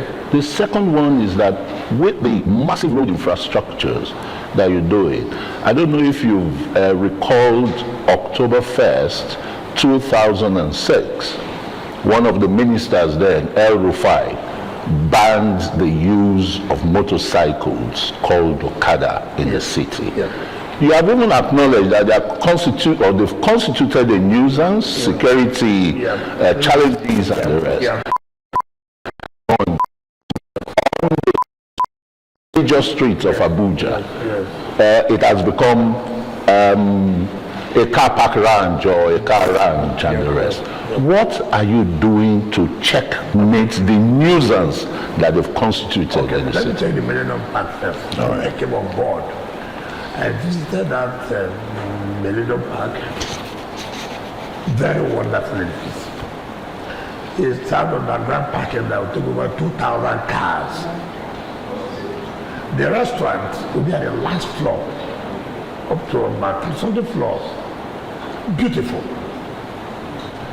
That project was awarded under the Obasanjo's administration to a company called Salini, Italian company. Salini, yeah. I tried to sit down with them. because it's a national budget. It cannot be FCT statutory budget. The cost is about 400-something billion.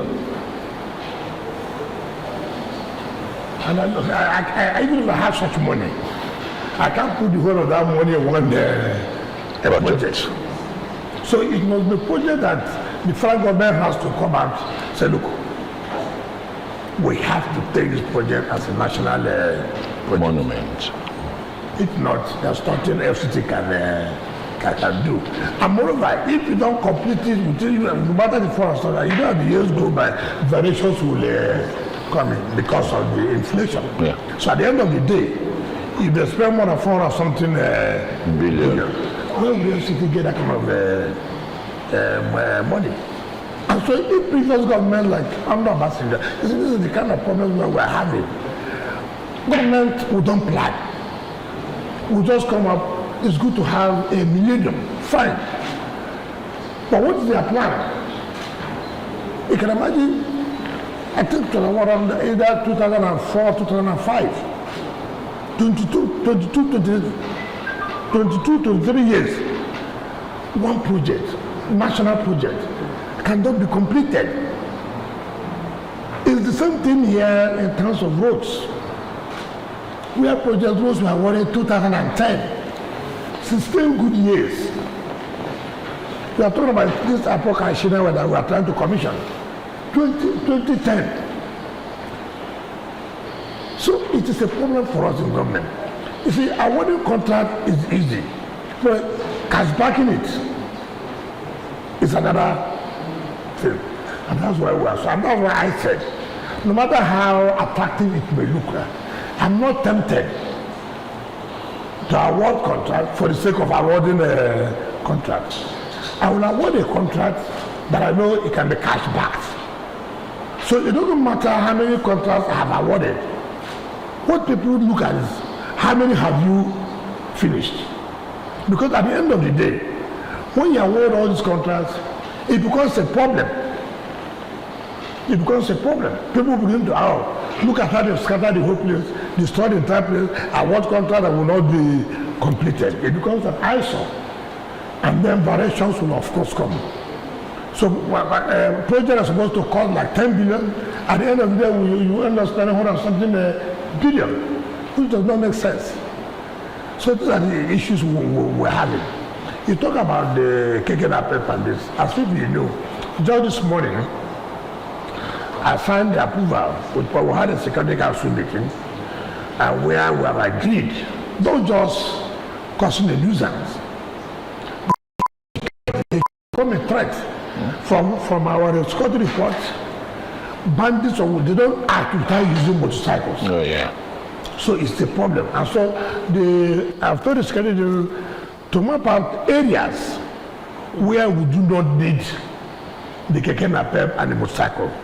But it will be difficult for you to ban them in the entire Abuja. Particularly, it is necessary within the city not to allow KKNAPEP and the Okada. So they are working that out. I just been approved for to release some logistics. Even the destitute beggars all over the places. And each time we take them out, they come in again. Each time you take them out, they come in again. And people say, why not provide where they will be staying in future? How will we continue to be doing that? It means you are encouraging people to leave from Kogi. You are encouraging them to leave from Nasarawa. You are encouraging them to leave from Niger. You are encouraging them to leave from Kaduna. How can you from that? It is not possible. So we try to take them back to where they are coming from. In the next 1 month, you see them coming back. I know Abuja is the center, bounded by 4 states. So it's a big problem, but we'll do the best we can. All right. Okay. Talk quickly. Thank you, Honourable Minister. In the last media chat of July, you spoke about the original designers of the Abuja Master Plan coming around in July, that you were going to hold talks with them. Did those talks, did they hold? And if yes, what are the changes that Abuja residents could expect in the near future? I was to lead that delegation. Fortunately, I didn't go, but it was led by the executive and secretary of FCT. They just came back. They just came back from Tokyo, and they have not made their report. But be assured, yes, the discussion has been held between us and Tokyo. They just came. Today's Tuesday. Came back on Friday last week. So I believe that before the end of the week, they would have submitted their report. All right, Honorable Minister, we would like to spice things up a little bit by taking some topical issues. You know, when we say topical issues, they are largely political. We'll come back to FCT issues because even right now, viewers are interacting with us, particularly residents of Abuja who have questions for you on certain things. So we'll come back to that. But let's spice things up a little bit with politics. Felicity, we would like to start. I know you probably have seen this interview, courtesy of Arise, the interview with Cardinal Onaikan. Okay. His comments and the reaction from the presidential team. They talked about the economy and how things are not as the president feels it is, and then there's been a response. I'd like your thoughts on that. I'm sure a lot of Nigerians want to know that. And I also would like you to talk on the statement that he referenced, that the president said in politics, all is fair, made by the president, and like you said, it shouldn't always be like that. So your reaction? What do you say that all is fair? I don't understand. What do you mean by all is fair? What the president said, all is fair. In politics, all is fair. We are not going to pamper anybody. For him to say all is fair, there must be a statement made. Oh yeah, before. Yes, he was talking about. He was saying that this government seems to want to win. The elections. Oh, okay. Yes, that's the context. Okay. Yeah. No, you see, I have always said this, particularly to religious leaders and our elder statesmen. I'm not against comments about government. Because if comments are not made about government, government may not be able to know areas where they should concentrate or focus. Therefore, government is available to receive comments. But when comments made by a particular section consistently, government becomes, or not even government, even individuals become very careful. If you're a religious leader and it is perceived or seen, you are taking a side which is very clear. It becomes difficult for people to begin to see those comments as being helpful or real. I am aware of the position of Cardinal Onaikan. All of us know it's not hidden. His position, how? Who he supports, everybody knows that. I don't know his support. That's why I say. You don't every time say things are bad. Nobody has heard you say one day, government have done this well. I cannot see, the point I'm trying to make is that as a leader, command government when government have done well on some areas. Criticize government. Now look, yes, you have done this well. But we think that you should look into these other areas. But if their comments are every time nothing positive, the government will worry about you. Government will begin to think that you are merely criticizing because you are opposed to the government. No, but these are. You see that statement that he made. Who are not partisan. Don't tell me. No, please don't tell me that. Not partisan. Don't tell me that. You know what happened in 2023 election? People took side. Religious leaders took side. It was very open. Honorable Minister. I'd be stupid to sit here for anybody to tell me this person is impartial. No, we know ourselves in this country. We know who belongs to where. But what's their stake, sir? Because someone will be curious to know. If you say they are partisan, what do they? Who did they support? Who did they support 23? It was very obvious. They made it clear. Well, Honorable Minister, but what I'm saying, there's nothing wrong in that. But the point I'm saying that you cannot be seen consistently in holding just one view about the government. Let me create that's the point I'm trying to make. Let me make some context as to why this became an issue, because not just Cardinal Onaiyekan that was upset. A lot of people were upset about that statement, and the reason they were upset was because the statement "all is fair in politics" connotes the fact that anything can happen. So that's why the president's criticism. That's why the president got criticized for that. You see, first of all, people have accused the government of trying to intimidate, of trying to weaken the opposition. People have accused the ruling party of trying to see that the opposition does not exist. Right? I think my thinking is where in politics all is fair. My thinking, now what does the president mean by that? In politics, it is not my duty to strengthen my opponent. Okay. In politics, I want to preside over, we are struggling for power. And I see that my opponent has some weaknesses or loopholes. It's not for me to go and help them to be strong. If I have anything to make them weaker, yes. Now take for example, you see what happened to PDP. PDP ought to be the most formidable opposition party, right?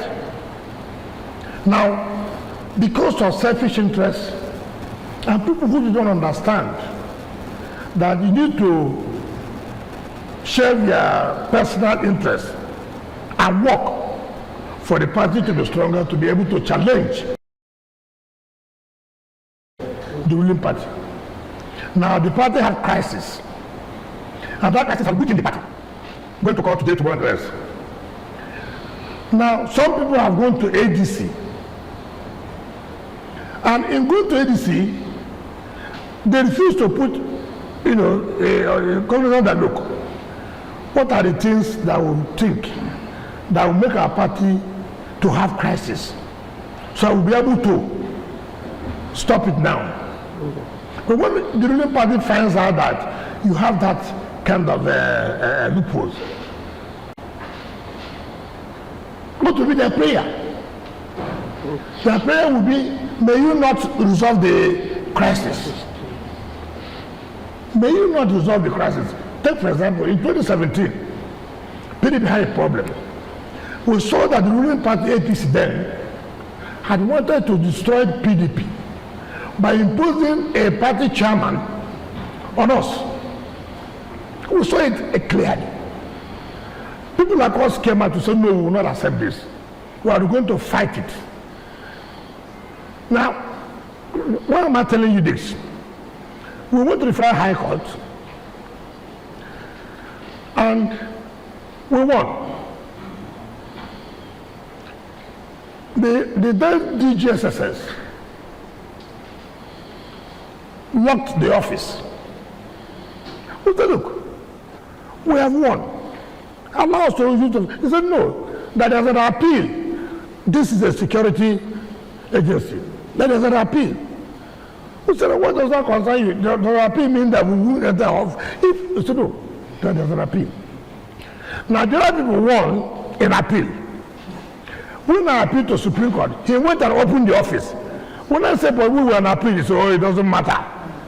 Now, we know the interest of the ruling party in government, that their interest is to weaken us. In their interest to give us the national chairman that will make the party not to go front. What I'm trying to say is for you to, when you understand this, you now put yourself together. When we now fought the matter till we won the Supreme Court, Now, nobody left the party. That's the point I'm trying to make. The party was strong. And that was why people, like Atiku Abubakar and them, had to come to the party, knowing that the party is now strong, to be able to challenge the ruling party. That was why he was able to contest in 2019 and contest under the party 2023. That he even made some kind of headway. Now, if we did not do that, to make the party to be strong then, it would have been difficult for us to challenge the ruling party. Remember in 2023, it was difficult to believe that the president would have won. You know that. Why? There was a strong formidable opposition party. So there was. But now, everything appears to have fallen apart. Yeah. And the Catholic bishops were specific in some areas. Yes. For instance, they accused INEC Yes. of being biased. Okay, and then the president said, no, INEC is not biased. Okay. Don't you think the president put himself on the spot by defending INEC? No. We do. Okay, yes. Okay, he also raised a particular concern that, he believes that the people around the president do not give him a true picture of the reality in the country. And you are also one of those politicians close to the president. Is it true that people like you who are close to the president do not really tell the president the true situation of things? Can I tell you the truth? That is not a first-hand statement. When you're not in power, you accuse those around in power not to tell the man in power that you are not telling him the correct thing. So that for me, it's a statement you make, everybody does that. Yeah. You always accuse that, things are worse, these people don't tell the president the truth. They always will dare to get whatever they will get.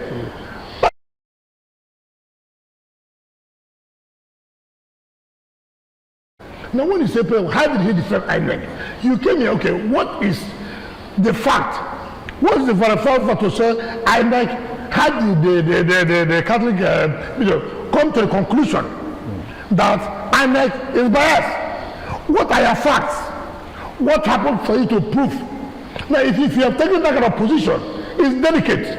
It's delicate because no one, that association is a strong association. You must be very, very careful. Now, when you come to the public and make that kind of accusation that the electoral umpire is biased, you must have your facts. This is why we say they are biased. Look at this. Look at this. But if you don't come to the general, INEC is biased. You are sending a signal to the public. Because people say, for the whole Catholic bishops to say INEC is biased, then something is wrong. And we must be very careful about it. And that's why no, you can't say they are biased. So what is wrong? Is it because people say, okay, if I say INEC is not biased, it's good. If president says INEC is not biased, that's a mistake because he's president. He has no view again. He doesn't have a view. Now listen, to tell you why we should be careful in politics. That's why we were saying that associations like that, bodies like that, have to be very, very careful. Well, when that statement was made, what happened? People like Atiku Abubakar picked it up. So, you cannot say this about a Catholic. No. The point I'm making is that having made that statement, it does appear you have now done the work for the opposition party. And that's why people like Atiku came up to say you cannot talk to them that you have to be very careful. And nobody's sitting. If you come to me now as a minister, right, and you make that kind of general assertion, for Christ's sake, I have to say yes or no. Because you don't come to tell me Joseph is biased. What are the facts? Well, I have told people here, let me tell you, I have told people here to be very careful. To be very careful. Take, for example, what's going on. Most of us don't know the matters in court. We don't know. We're not lawyers to each of the side. We don't know what has been presented. When a party loses, the party carries propaganda without telling the public the truth of the matter, what the matter is or was, as the case may be. Then you have the impression, the judiciary have been used. And we must try to be very, very careful about that. So we want to be careful about from it. the presidential meeting. Yes. Like one of the founding fathers Yes. of the party, you are now the overall leader, you know, Alpha Numero, I would say. Yes. Chief Bode George Yes. has times without number Yes. accused Yes. Nyesom Wike Yes. of using the judiciary. Yes, sir. That you even hosted the chief judge Yes. of the Federal High Court. Yes. And And you when he know, was asking that they don't have this, they don't have that.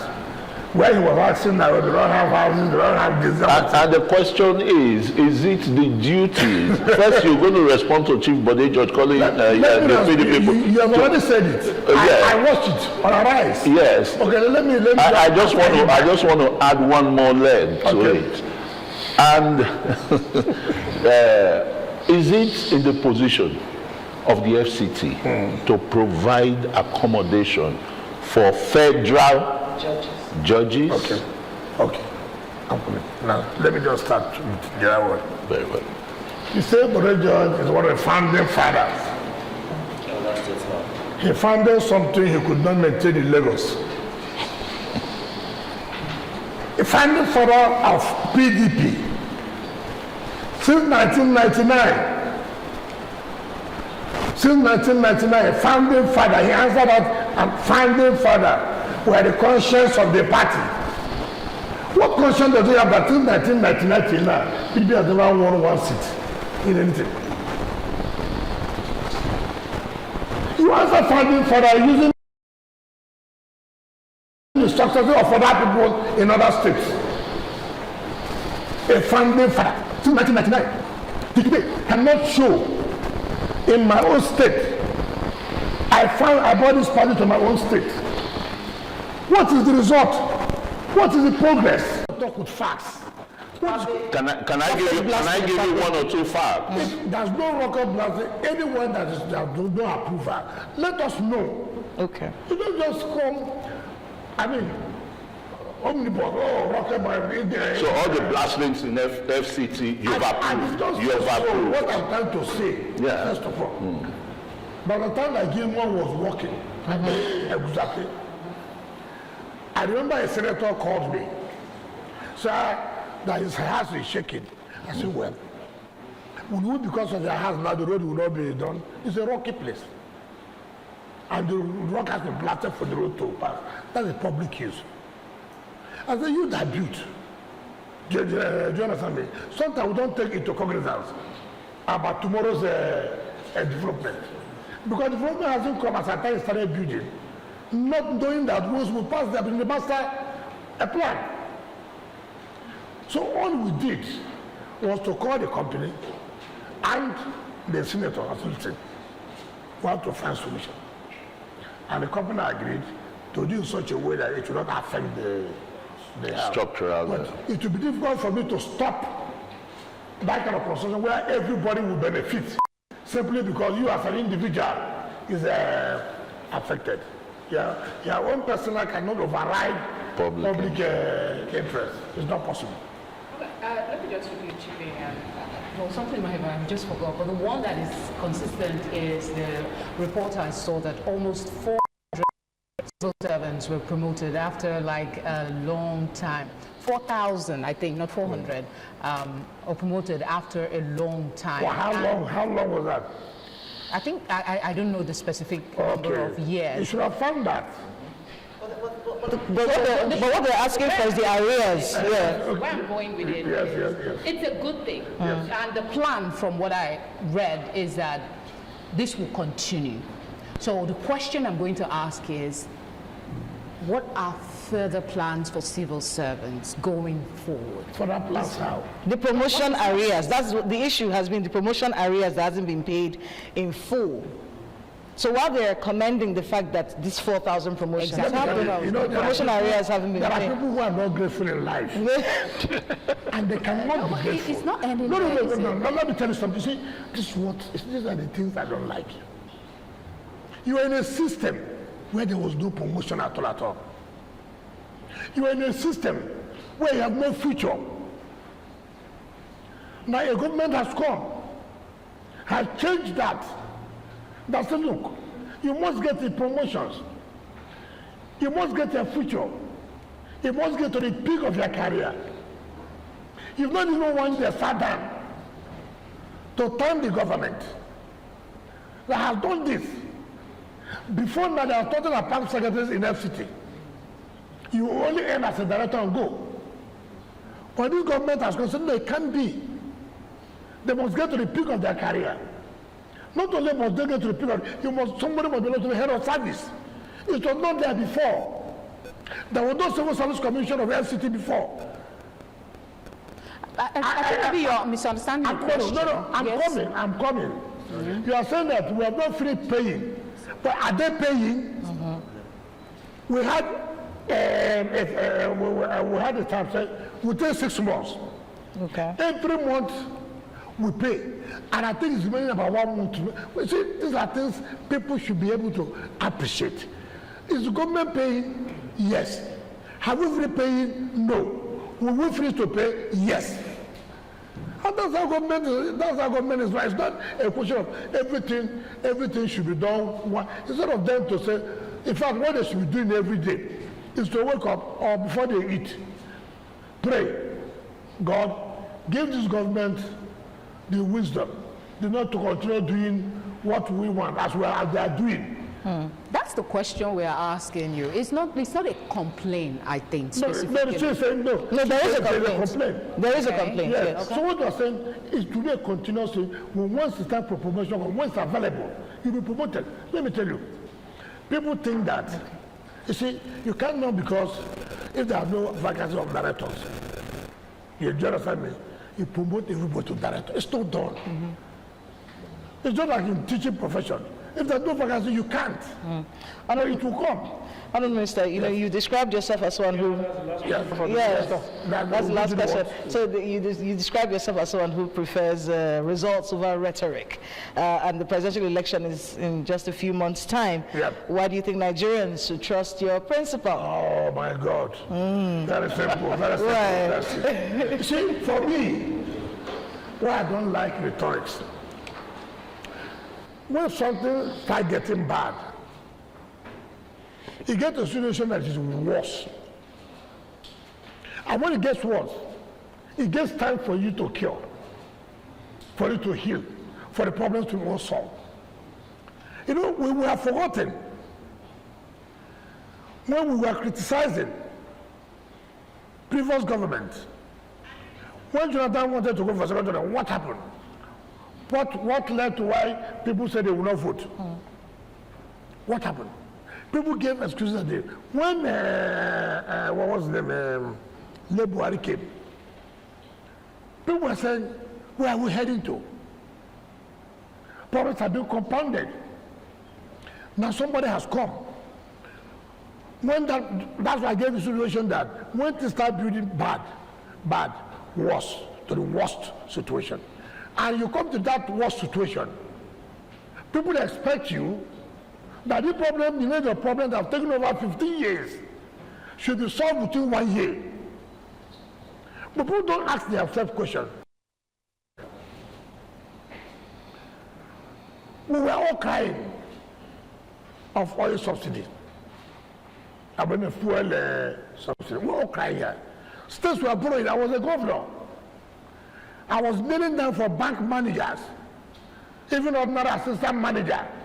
Sometimes they will see me, they will take their back door and go away. A governor will be looking. Why? The fuel subsidy was a cankerworm. Over 3 trillion for a month would go. Now, somebody came who has had it, even though he was not in government or experiencing, but he knows it's correct. And he said, listen, it has to stop now.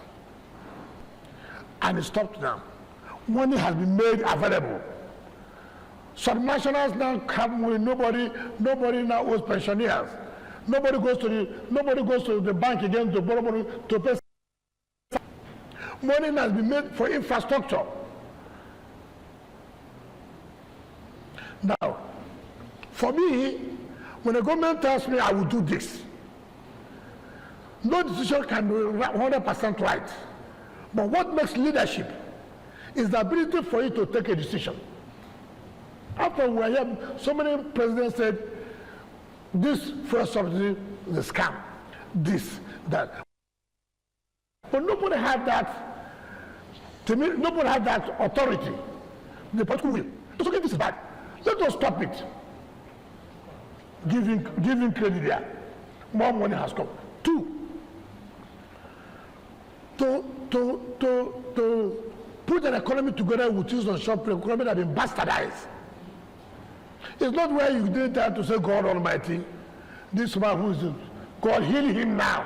No, it's not done that. It takes time, but it will be a hot thing.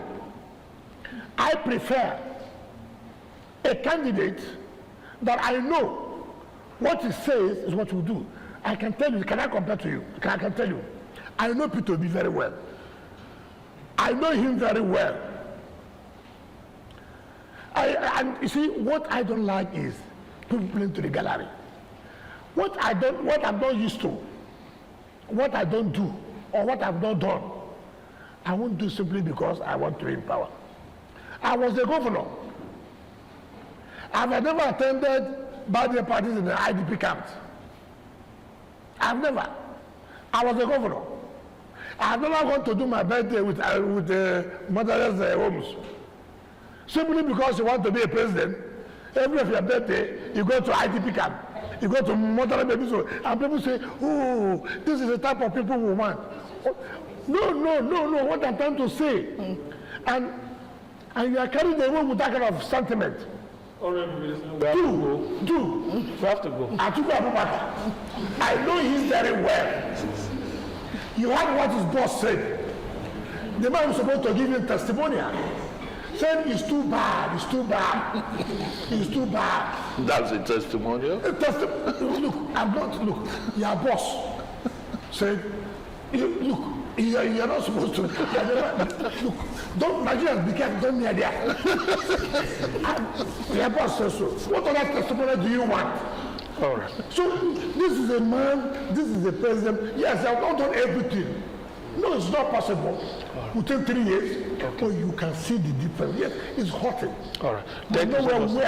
So it's not about people who come to, what I've watched people do, channels, arrests. I don't know people whom you call.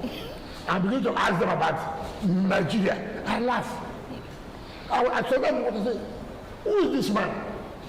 All right. What does he know about Nigeria? I see somebody talking about politics every day, talking about people. This is a man who ran presidential as presidential aspirant from Edo. 0, 0, 0, 0. It's a man that people will call to comment politically.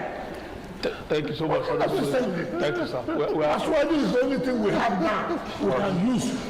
I'm sure we will have ample time to talk more about it in subsequent editions. For today, we are on top of the hour, so we have to go. Thank you so much, Honorable Minister. Even if it's I just want to hear their problems. Thank you, sir. And we are the practical people that all right. Felicity, thank you so much for your time. And of course, Femi, thank you. Tokwe and Christian, thank you so much. Kela, thank you for your time too. Thank you, Honorable Minister. We'll see you again very soon. Thank you very much. All right, that's the end of today's edition of Ministerial Chat featuring the Honorable Minister of the FCT. Thank you for investing your time with us. We'll see you again next month. My name is Benga Aruleva.